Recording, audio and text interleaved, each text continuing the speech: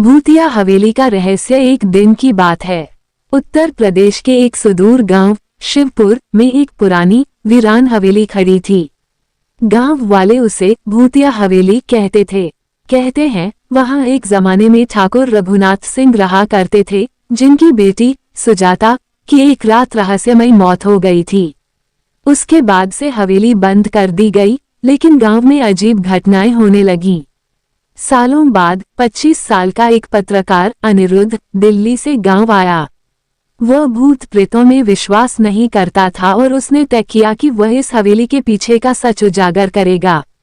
Camera, torch और notebook के साथ वह शाम ढलते ही हवेली की ओर निकल पड़ा।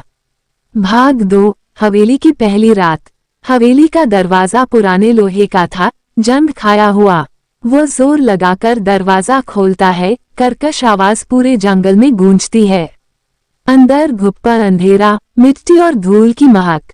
जाले लटके थे, दीवारों पर पुरानी पेंटिंग्स थीं, जिनके चेहरे अब धुंधले हो चुके थे। अनिरुद्ध मोबाइल कैमरे में सब रिकॉर्ड करता रहा। तभी उसे एक कमरे से कराहने की आवाज सुनाई दी। उसने टॉर्च जलाकर दरवाजा खोला। वहां कुछ नहीं था, सिर्फ एक झूला हौले हौले झूल रहा था। ये कोई हवा का असर होगा, वह सोचता है, लेकिन तभी उसे महसूस होता है कि कोई उसके पीछे खड़ा है। वह मुड़ता है, कुछ नहीं। पसीना उसकी पीठ से बह रहा था। फिर अचानक दरवाजा अपने आप बंद हो गया। भाग 3। आत्मा का साया। अगली सुबह गांव में हलचल मच गई। अनिरुद्ध को रात में हवेली में जाते हुए लोगों ने देखा था, लेकिन सुबह तक वो लौटा नहीं। 2 ग्रामीण, रामू और हरिशंकर, उसे ढूंढने हवेली में घुसे। अंदर उन्हें अनिरुद्ध बेसुध पड़ा मिला, आंखें खुली लेकिन जबान बंद।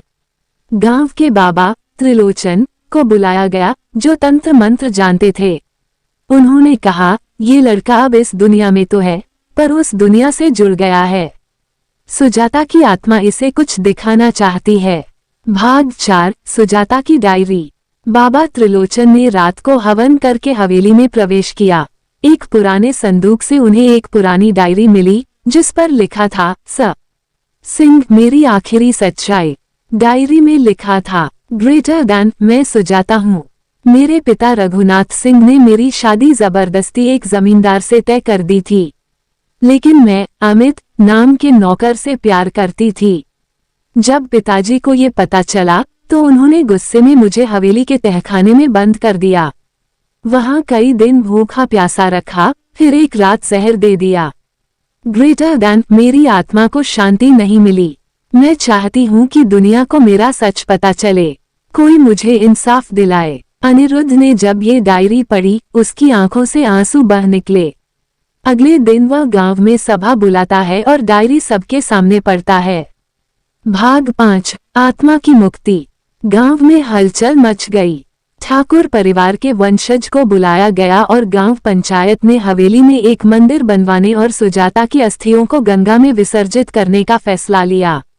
अंतिम हवन के समय अनिरुद्ध की आंखों के सामने सुजाता की आत्मा प्रकट होती है, सफेद साड़ी में, मुस्कुराती हुई। धन्यवाद, उसकी आत्मा कहती है, अब मैं मुक्त हूँ। उस दिन के बाद हवेली की सारी अजीब घटनाएं बंद हो गईं। वो जगह अब सुजाता धाम के नाम से जानी जाने लगी। भाग 6। आखिरी रहस्य।